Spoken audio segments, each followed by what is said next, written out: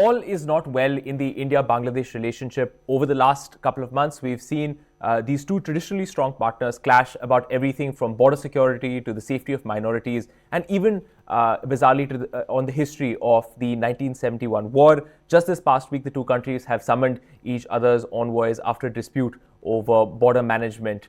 But what exactly is happening here? What exactly is going so wrong between these two countries that have been close partners for such a long time? Joining me to answer exactly that question is High Commissioner Veena Sikri, who is a veteran Indian diplomat and has been India's High Commissioner in Bangladesh. High Commissioner Sikri, thank you so much for joining us. Could I ask you, a very simple question just to begin with? India has said that it values its relationship with Bangladesh. Bangladesh's interim government has said that it wants a close relationship with India. Why then, despite these professions of wanting a closer relationship, are we seeing over the last months and really over the last weeks this increase in diplomatic tensions between India and Bangladesh, and the two countries summoning each other's envoys? What's exactly going on here? Well, I think to understand what is going on between India and Bangladesh, we have to go back into time, maybe to the period I would like to define as 2001, 2006, when you had Begum Khalida Zia as the Prime Minister with the Jamaat-e-Islami as an alliance partner in that government. Maybe you have to go back to 1971, the Liberation War, but certainly you have to go back to the 5th of August 2024, because that is the date when, after the July-August uprising, Prime Minister Sheikh Hasina left Dhaka, and she's been in India since then. And I say this because I think after 5th August, the government that was sworn in on the 8th of August, this is the government headed by Chief Advisor Mohammed Yunus, Professor Mohammed Yunus, and it has a number of advisors in them. This government is really being controlled by the Jamaat-e-Islami. We can go into that in greater detail. We can look into it. What is the Jamaat-e-Islami doing? What are their alliances? But the key factor is that it is the Jamaat-e-Islami and their Islamist group of political parties and organizations that are taking all the decisions in Bangladesh.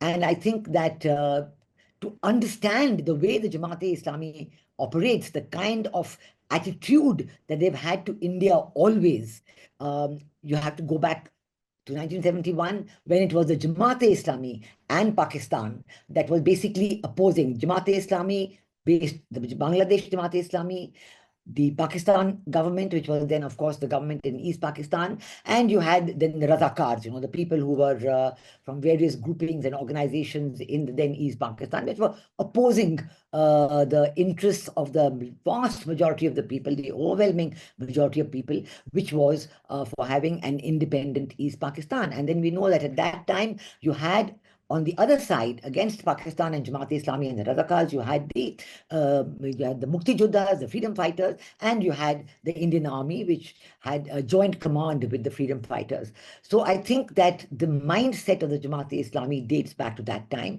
But I am mentioning 2001, 2006, because that's the time, that I was the High Commissioner in Bangladesh between 2003, 2006. So I'm very familiar with the kind of approaches and positions that the Jamaat-e-Islami takes on issues with India. And in that very time, because Jamaat-e-Islami was an alliance partner, I saw many of these same issues and aspects unfurling themselves. The border issues, the same thing, that along the border, India has always been trying to construct a fence because of our interest in having a peaceful border with Bangladesh. We've always wanted a peaceful border with Bangladesh. India has always been interested in having good neighborly, positive, mutually beneficial, and a constructive relationship with Bangladesh. As you know, even from the 8th of August, when this government was sworn in, our government has always been sending these very positive messages that we want to work with you, we are willing to cooperate with you. But we have seen from the other side that their views are somewhat different. And since you asked about the border question, let me go into that. Our interest in having border fencing is always to maintain a peaceful border. So we want to stop the illegal activities. This illegal activities contrived at the time, 2003 and 2006, when I was there, it was basically a lot of it was cattle smuggling, a lot of it was drug smuggling, and there was the illegal trafficking of women and children. And if you come to now, to the present time, you can add gold smuggling to that in a very big measure. So gold and drugs and cattle smuggling, and then also the illegal trafficking of women and children. And because of this, we felt that this 4,000-kilometer border should be fenced, and we have been able to achieve the fencing of more than 3,000, maybe around 3,200. A lot of this is due to the fact that during the 15 years when Prime Minister Sheikh Hasina was heading the government in Bangladesh, India and Bangladesh were able to complete a number of very strong, mutually beneficial and good agreements. And one among them was in 2011, which was built upon in subsequent years after 2014. And this was the 2011 agreement on coordinated border management, on the exact agreement on how the fencing should be built, where should it be built. It's built, as always, on Indian territory at a certain distance from the zero line, which is the exact border between India and Bangladesh. And because of this, we were able to complete this substantial amount that I mentioned. But now, since the 8th of August, this government has chosen to go back and raise all the same objections that I have found very familiar, because I saw the same objections being raised in the period 2003-2006. And this particular fencing that is now under dispute, it's in the along the West Bengal border between India and Bangladesh, and it had been going along. The fencing had been going along. It was stopped for the rainy season, as is very normal. And then after the rainy season in August, September, when we wanted to start the reconstruction, these objections came up. And, instead of solving it, because when objections come up, when there are differences between the two sides on any issue, then the two commandants, the local commandants, the BSF commandant on the Indian side and the Border Guards Bangladesh commandant on the Bangladesh side, they have meetings, they coordinate, they have flag meetings, they discuss everything, and normally they are able to solve the problems. But this time the matter has been taken up at a very high level, and of course a number of very strong, I would say rather strong statements have been made. The Indian High Commissioner was called in to the Foreign Office in Dhaka, and the Bangladesh CDA was called into the Indian Ministry of External Affairs in Delhi over the last 48 hours or so. And our government explained very clearly to the Bangladesh CDA that India has been following meticulously all the agreements that are there between India and Bangladesh on this very subject, on the subject of border management. Under this agreement, you can even have coordinated border patrolling, to look at in case there is some illegal activity, in case there is some disturbance because of illegal groups operating at the border. Then the two commandants can even decide to have this coordinated border patrolling as a show of strength, saying that, look, the two of us, the two border guarding forces, are on the same wavelength, and we are determined to stop every illegal activity. And so that normally has a very salubrious effect, and it stops all the illegal activities. But this time, because it had been raised at the highest level at the governmental level, so then we are trying in our best way to solve this in the spirit of friendship and mutual understanding, and I hope it will be possible. Understood. Bangladesh Sikri, you made the point that the influence of the Jamaat-e-Islami on the interim government led by Mohammed Yunus is the principal driving force behind what we're seeing right now in the India-Bangladesh relationship. I'd like to ask you why you believe that. Of course, there are the idea, of course, among some analysts and some experts was that after 15 years of Sheikh Hasina's rule, who took a fairly strong line against the Jamaat-e-Islami, that the influence of the group was greatly reduced. We also know that since the August 5th removal of Sheikh Hasina's government, that the students' movement has been a major driving force behind the interim government. So why exactly do you believe that it is a Jamaat-e-Islami, after 15 years of Sheikh Hasina's government and so on and so forth, that is the driving force of what we're seeing right now in terms of the India-Bangladesh tensions? Well, I think you have to go into the nature of what happened in the run-up to 5th of August. And if you look at it, then it becomes very clear who is calling the shots today. we do know that there was a students' movement called the Quota Reform Movement, which had been requesting Prime Minister Sheikh Hasina to abolish the quota, which had been reserved since 1972 in government jobs for the children of freedom fighters and then the grandchildren of freedom fighters. Now, this demand was raised by the Quota Reform Movement in 2013 before the 2014 elections, and again it was raised in 2018 before the 2019 elections. And in 2018, the government of Sheikh Hasina accepted the demand, and actually through an executive decision she abolished the quota. So actually these quotas really did not exist anymore. But then in 2024, in the month, somewhere in May or June, there was an appeal filed in the High Court against the 2018 decision to abolish the quotas. And as a result of this appeal and the case that was heard, the quotas were reinstated on the 5th of June 2024. And then this quota reform movement again came, into action, and they started very peaceful, very non-violent protests against the quota being reinstated. And at that time, as I said, it was very peaceful, very non-violent. And in fact, Prime Minister Sheikh Hasina came to India twice. She went to China in that period when these students were holding their peaceful demonstrations, because she had actually conveyed to them that her government wanted to go and appeal to the Supreme Court and go back to the 2018 situation. That means she wanted to again abolish the quota system, and she was fairly confident that with the appeal filed in the Supreme Court, there would be, a good hearing and a good decision. So, however, in between, on the 15th of July, and this is where the problem entirely started, because up to this time, the quota reform movement had been very peaceful. But then on the 15th of July, suddenly violence erupted. And the excuse was a press conference given by Sheikh Hasina on the 14th of July, where she had used the term Razakars. Now, she had used it in a very different context to describe the people, who were opposing the freedom movement in 1971. And she said, look, of course, we had given the quotas to the children of the freedom fighters and not to the Razakars. But then this was used as an excuse, and violence started from Dhaka University. Violence with weapons and all entered, Dhaka town as well. And from this moment on, you could see that the entire nature of the students' uprising changed. The quota reform movement actually faded out of the picture very fast.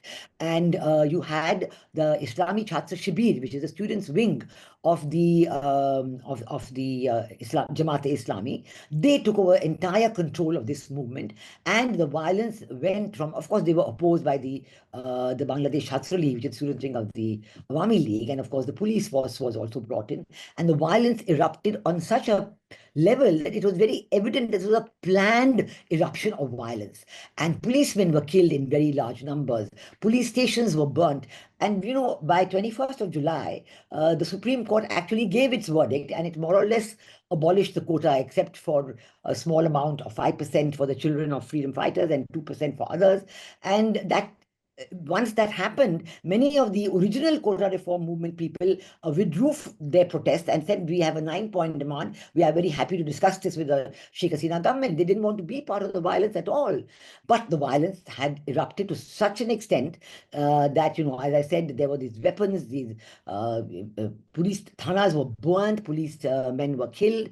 And with these weapons, there was a huge effort to control, everything that's in the streets. The police actually had to very much weaken its presence because of the fact that so many of the policemen had been killed.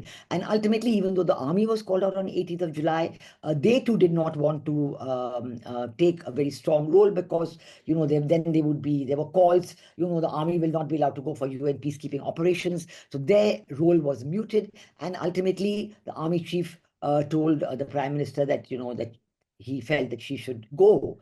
And all through this, it was very evident who was in charge of the movement. And immediately afterwards, you saw that there was another group which had came up, a student movement called the Anti-Discrimination Student Movement. And they, in fact, directly praised the Jamaat-e-Islami and the Chhatra Shibir, saying that these groups, especially the Islami Chhatra Shibir, had a very big role in the success of the uprising. So from all of these, and from the decisions that were taken from the very first day, 5th of August, when Prime Minister Sheikh Hasina left Bangladesh and came to India, of the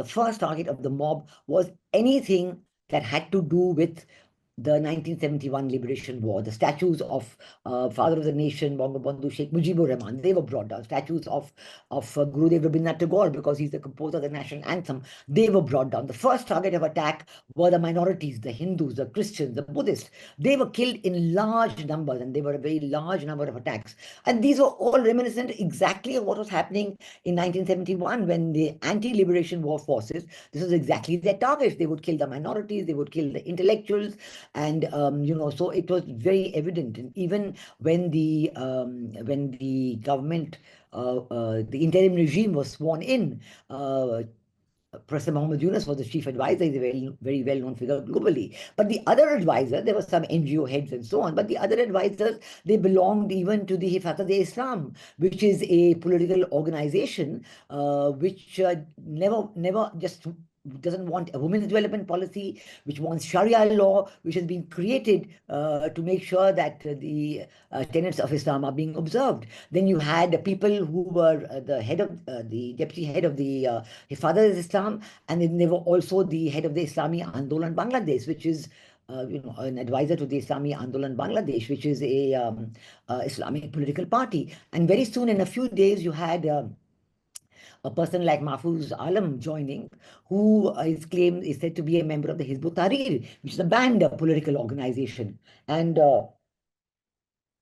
we could see that his tweets where he talks about having a caliphate in Bangladesh. He talks about maybe we need a civil war. All you know who these organizations are. And then you also have a situation where at the end of September, in New York at the Clinton Global Initiative, Chief Advisor Mohammed Yunus made a statement where he said that, he introduced Mahfouz Alam to the audience as the key brain behind the whole happenings.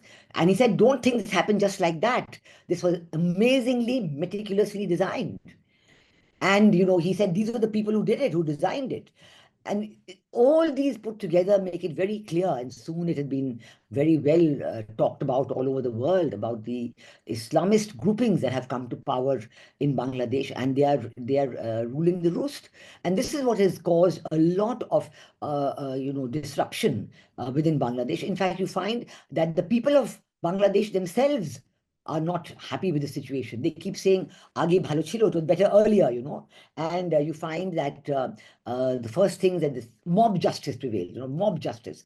They went to the existing Supreme Court judges and forced them to resign. And the new people who brought them in, we know where they're from. The Election Commission people were changed. Now, this is not the mandate of any interim regime. This is absolutely not their mandate. Their mandate is just to maintain law and order and to hold elections within 90 days.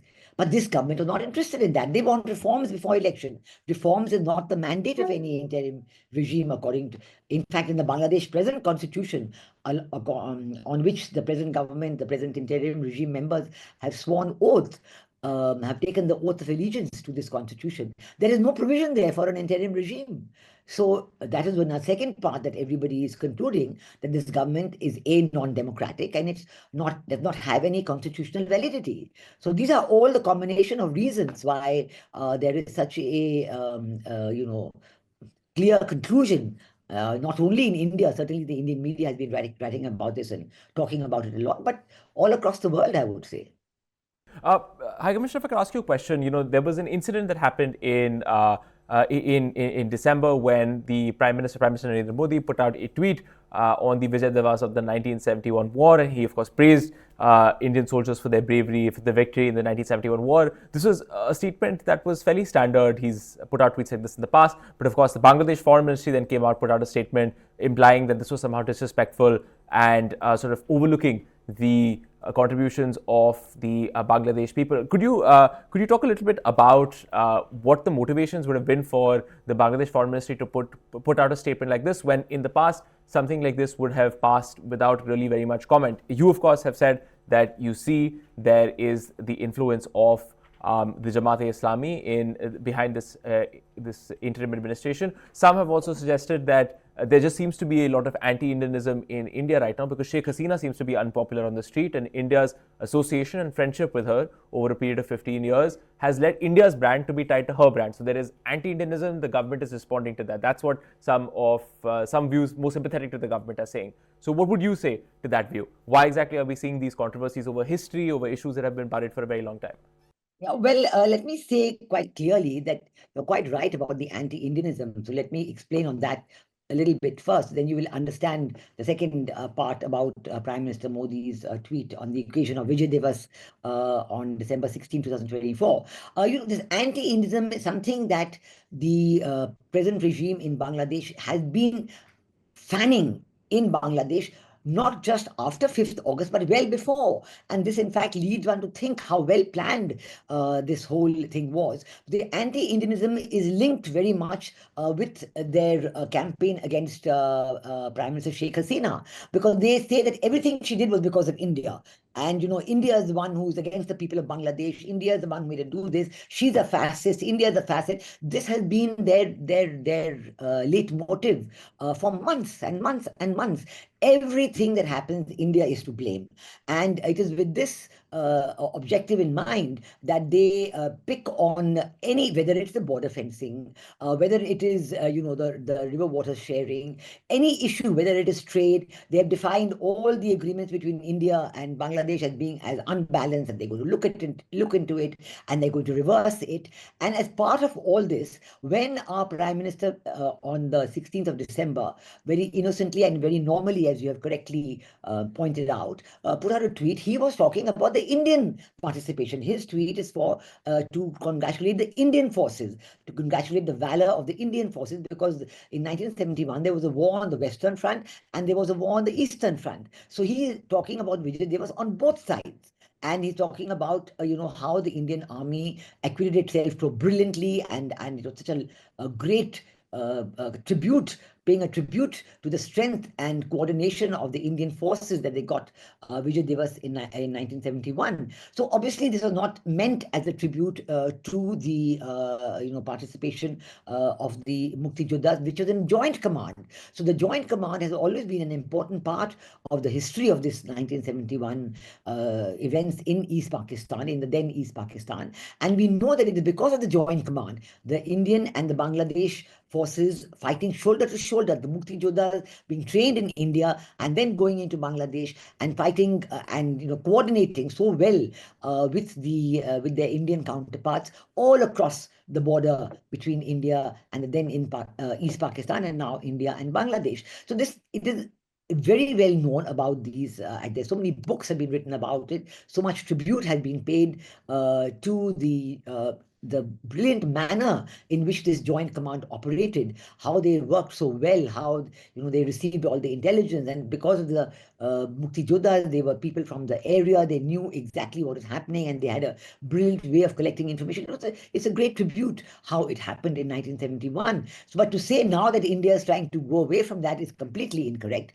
And it was just another example of how the Foreign Office deliberately tries to build up this anti-Indianism, deliberately tries to criticize India for anything and everything that it does. And I must say, at every stage that the government of India has shown most extraordinary patience and has been very calm and collected, and has said at all stages that we want to have good relations with the government of Bangladesh, and we're prepared to work for this. We're prepared to work together with the people and government of Bangladesh for this. But the Bangladesh government, this interim regime, which is it's not really a government, it's just a regime who's trying to postpone the elections so that they can, the Islamist forces are trying to get the maximum time so that they can build up more support. We do know that in all the elections in Bangladesh, these Islamist groupings have always received only minimal electoral support, minimal support in terms of votes, maybe 4 to 5%, never more than 10% or so. So they're trying to use this time,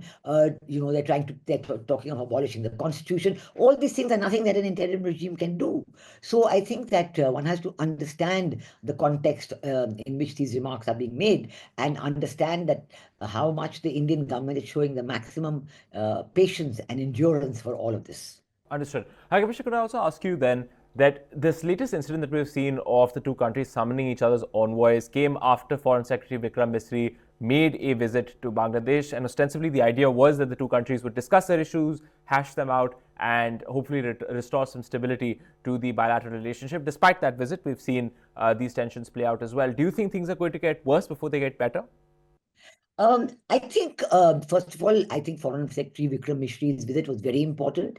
It was a very useful visit, a very timely visit, and it showed that, despite the fact that, when you have a new regime like that, there should have been every interest from the Bangladesh side to actually come to India and talk to his leaders. We see now how the Foreign Affairs Advisor Tauhid Hussain, he's off to China. He's going to China and going to talk to them.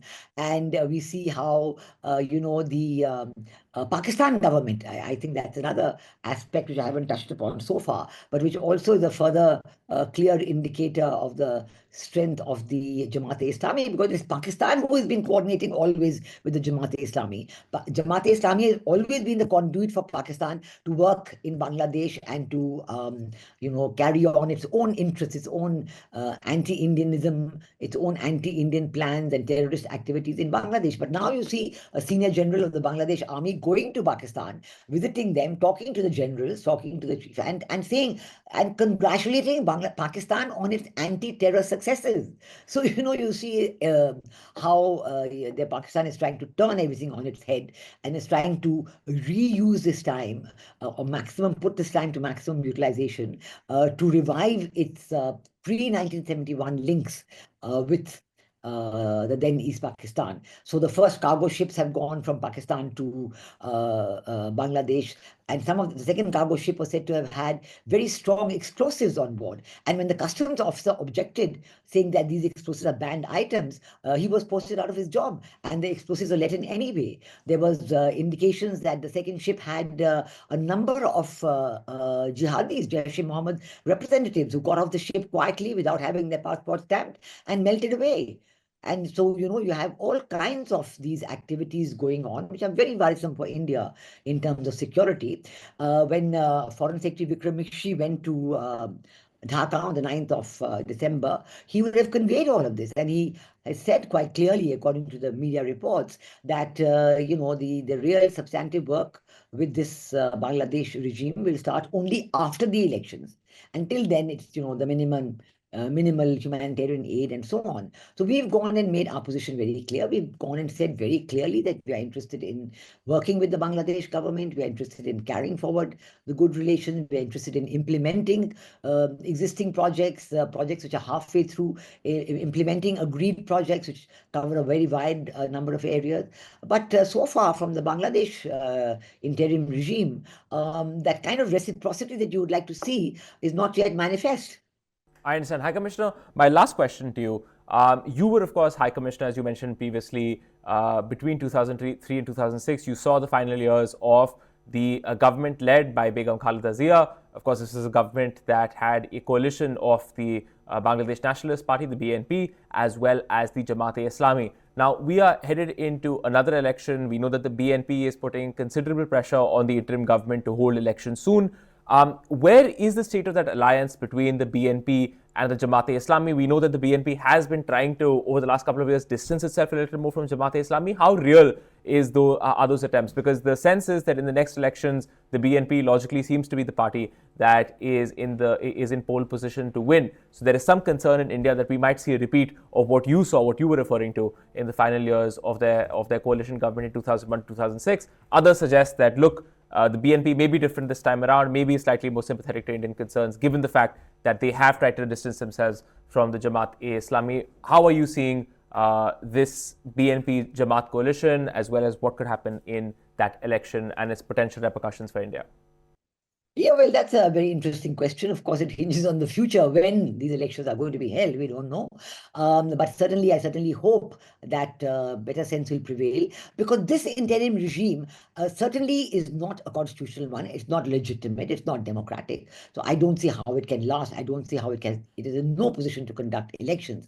But what you said about the Jamaat-e-Islami alliance with BNP, it was assumed in the run-up to August 5th and then the swearing in of August August 8th, it was assumed that BNP Jamaat-e-Islami were together.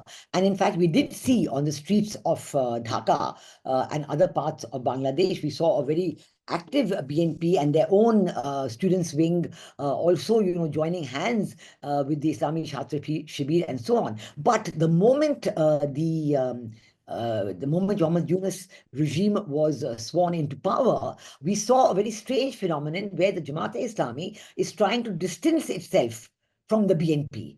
And we're seeing more and more that the Jamaat-e-Islami is acting on its own, and it is trying to bring along with it all the other smaller Islamist parties. So now they're trying to be the leader of the Islamist alliance. It seems that they would like these elections to be fought purely on an Islamist agenda. And this is a very worrisome factor. And we have seen more and more that the BNP is very disturbed. They're being left out of any kind of coalition. And in the beginning, they tried to still support the Jamaat-e-Islami and say, yes, we'll have elections soon and so on. But now it's becoming so clear that the Jamaat-e-Islami is not, ready for any kind of cooperation with the BNP. And we're seeing that BNP is pressing now hard for early elections, because you're quite right, they are in a good position to win those elections, and they have a huge, they do have a solid vote bank support. Of course, the Awami League also has a solid vote bank support, which is also fairly intact. But the present regime in Bangladesh is trying more and more to isolate the Awami League and not allowing it to participate in the political endeavors of the day, and saying that a fascist organization and sheer should I say, brutal murders have been heaped on the Awami League people. We've seen huge numbers of Awami League people losing their lives. Their workers are now scared even to come out on the streets. And, this is a very terrible situation that's occurring in Bangladesh. And this kind of mayhem, the violence, the inability to control the situation, there is a complete breakdown of any kind of law and order. There isn't any law and order at all. And, Dhaka may look a little normal at some time, but outside it is completely complete mayhem, where the attacks on the minorities are continuing. The minorities, as we know, they're not allowed even to have their own meetings.